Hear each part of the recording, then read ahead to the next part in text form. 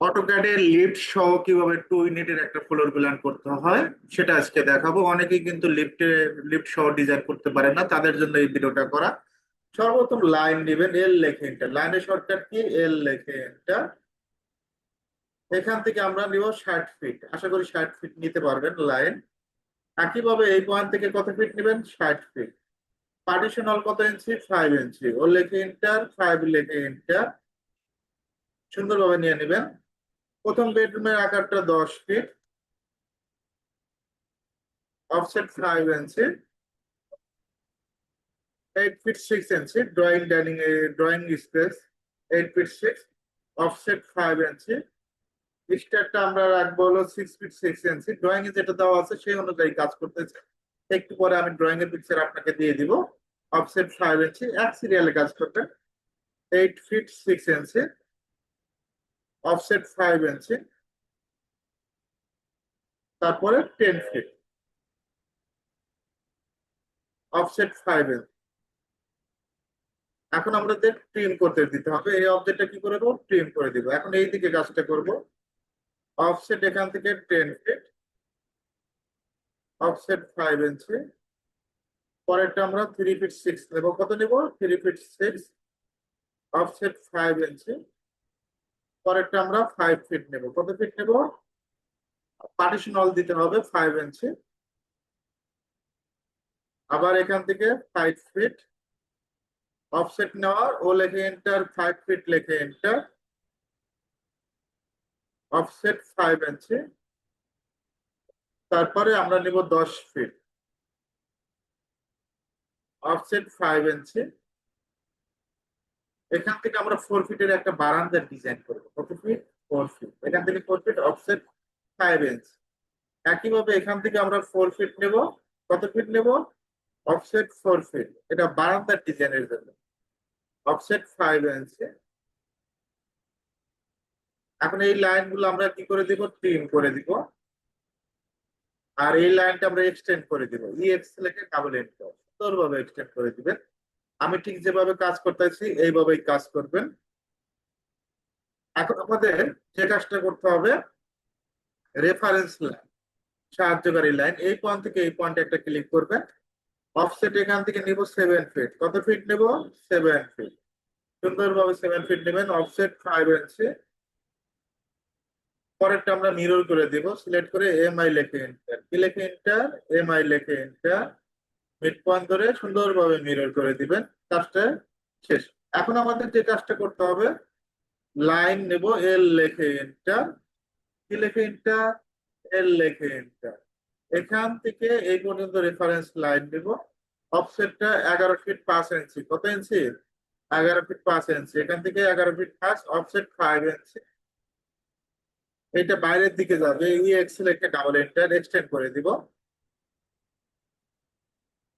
আর এই লাইনটা আমরা কোন পর্যন্ত নিয়ে আসবো? এই সামনে একেবারে এই পর্যন্ত।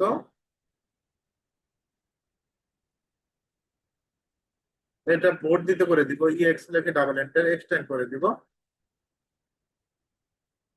তারপর আমরা ট্রিম করে দিব। টিআর লেখে ডাবল এন্টার। সবগুলোই বোর্ড দিতে করে দিব। এগুলো তো আর রাখার প্রয়োজন, এক্সটেন্ড করে দিব। তারপর এগুলো আমরা ট্রিম করে দিব। শেপটা এই পর্যন্ত আসবে। লাস্ট শেপ কোন পর্যন্ত আসবে? এই পর্যন্ত। আমি যে পর্যন্ত শেপটা দেখাইছি এই পর্যন্তই আসবে। একটা সাইড থেকে একটা সাইড আমরা কমপ্লিট করব। ইএক্স লেখে ডাবল এন্টার। এখন আমরা এই পাশে কাজগুলো করব। লাইন দিবেন, রেফারেন্স লাইন। এই রেফারেন্স লাইনের কাজটাই বেশি। এখান থেকে 7 ফিট। কত ফিট? অফসেট 5 ইঞ্চি। পরেরটা আমরা নেব হলো এখান থেকে 4 ফিট 10 ইঞ্চি। কত ইঞ্চি? 4 ফিট 10, অফসেট 5 ইঞ্চি। অপোজিট পাশে কি আমরা এটা মিরর করে দিতে পারি না? এমআই লেখে এন্টার। তারপর ট্রিম করে দিব। টিআর লেখে ডাবল এন্টার। দেখেন অলরেডি কিন্তু শেপটা কিন্তু দাঁড় হয়েছে। ওকে। এটা কি আর রাখার প্রয়োজন আছে? এটুকু প্রয়োজন নেই। এখানে রাখার প্রয়োজন আছে? এই শেপটা প্রয়োজন নাই। মাঝখানে কি হবে? স্টেয়ার আর লিফট। তো আমরা এখান থেকে রেফারেন্স লাইন নেব, এল লিখে এন্টার, এই পয়েন্ট থেকে এই পয়েন্ট, অফসেটটা 3 ফিট 6 ইঞ্চি, কত ইঞ্চি? 3 ফিট 6। আবার অফসেট নেব, ও লিখে এন্টার, 10 লিখে এন্টার, এখানে ক্লিক করব, মাল্টিপুলে ক্লিক করব, মাল্টিপুলে ক্লিক করার পর জাস্ট এইভাবে ক্লিক করবো। ওকে, এই লাইনটিকে আর রাখার প্রয়োজন আছে? ক্লিন করে দেবো, এটা তো আর প্রয়োজন নাই। এখন আমাদের রেলিং স্পেস দিতে হবে, এই পয়েন্ট থেকে এই পয়েন্ট, অফসেট 3 ইঞ্চি, কত ইঞ্চি? 6 ইঞ্চি রেলিং স্পেস, এদিকে 3, এদিকে 3, হয়ে গেল কাজটা। আর এখানে যদি আমরা লিফট দেই, লিফটটা আমরা কি করব, আগে এই পাশের সেটআপটা চেঞ্জ করব।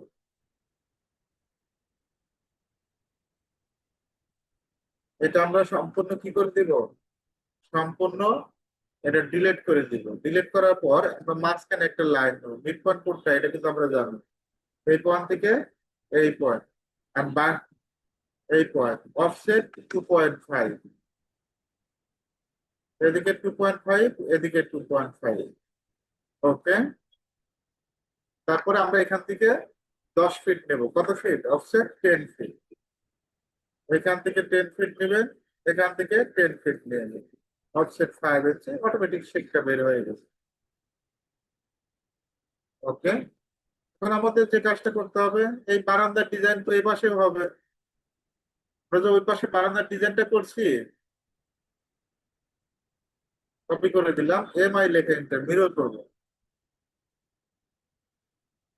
এ পাশে কি হবে না? হ্যাঁ, এ পাশে হবে, এক্সটেন্ড করে দিব, ইএক্স লেখে ডাবল এন্টার।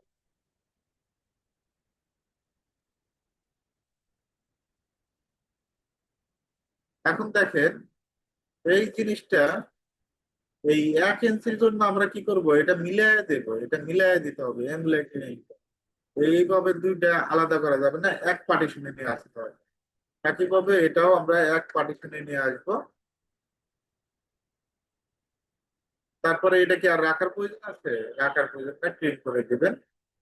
এখন আমরা এখানে লিফটের ডিজাইনটা করব, রেক্টেঙ্গেল নিব, আর ইসি লেখে এন্টার, কি লেখে এন্টার? আর ইসি, এই পয়েন্ট থেকে এই পয়েন্ট, লিফটের অলটা কত ইঞ্চি হয়? 10 ইঞ্চি, কত ইঞ্চি? 10 ইঞ্চি, এটা কিন্তু আমরা সবাই জানি। আর এটা কি মাঝখানে এগুলা কি আর প্রয়োজন আছে? মাঝখানে কোনো কারণে প্রয়োজন নেই, এটা প্রয়োজন নাই, এটা প্রয়োজন নাই, প্রয়োজন নাই, প্রয়োজন। অফসেট কোনোটা যদি পরে আমরা 5 ইঞ্চি করে এদিকে অফসেট নিয়ে নেব, আর এই লাইনটা এই পয়েন্ট থেকে এই পয়েন্ট। তারপর আমাদের যে কাজটা করতে হবে, লাইন নেবেন, এই পয়েন্ট থেকে অফসেট 3 ফিট, অফসেট 1 ফিট 6 ইঞ্চি, কত ইঞ্চি? 1 ফিট 6, এদিক থেকে 1 ফিট 6, এদিকে 1 ফিট। লাইন নেব, এখান থেকে লাইন, এই পয়েন্ট থেকে এই পয়েন্ট, আবার এই পয়েন্ট থেকে এই পয়েন্ট। তারপর আমরা ট্রিম করে দিব, টিয়ার লেখে ডাবল একটা সুন্দরভাবে ট্রিম করে দিব। তারপর এখানে একটা মেইন ডোর হবে, লাইন নেবেন, এই পয়েন্ট থেকে এই পয়েন্ট,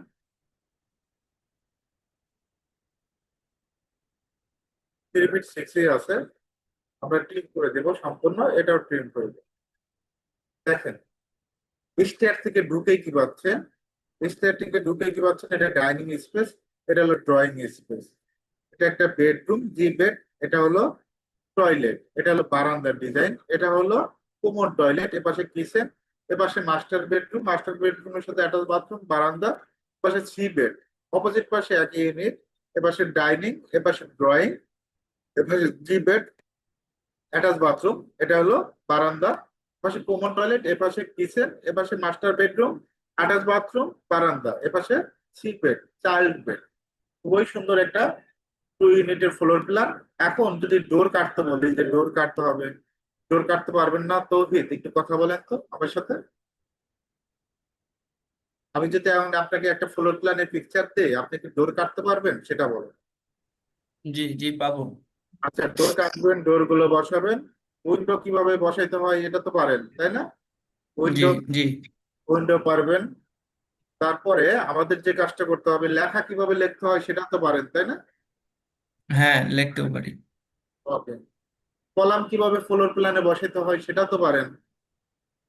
জি পারবো, ওটাও পারবো স্যার। আচ্ছা, ওটাও পারবেন। তো এখন আমি সাইজ গুলো বলে দিই, যে যে সাইজ হবে সেই সাইজ গুলো নিয়ে জি আমরা একটু আলোচনা করি।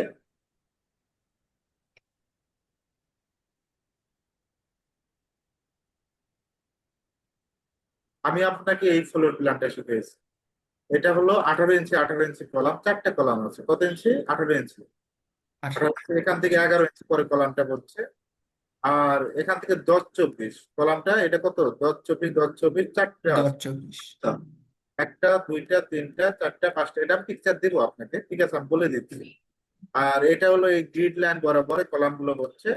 আর এটা হলো 10 22, কত 22? 10 22। আর এটা হলো 10। 10 22। তাহলে চার সাইজের কলাম আছে। আমি এই পিকচারটা দিয়ে দিচ্ছি, এই পিকচারে আমি কি করতে পারবেন এই ফ্লোর প্ল্যানটা? হুম, করতে পারবো স্যার। শুধু খালি কলম সাইজ গুলা যদি আমি আইডেন্টিফাই করতে পারি তো আমি তাহলেই হবে, চারটা কলম সাইজটা আপনাকে তো বলেই দিলাম, তাহলে এটা হয়ে যাবে। 18 চারটা জি। কলাম। 10 24, 10 24, 10 24, 10 24, আর এটা 10 22, 10 22, 10 20, 10 20 হুম, সহজ। 10 20, ঠিক আছে, ঠিক আছে। এই ফ্লোর প্ল্যানটা করে আমাকে আচ্ছা, আপডেট দিবেন। হ্যাঁ, আগামীকালকেও আপনার ক্লাস নেব, ঠিক আছে? আচ্ছা স্যার, ঠিক আছে।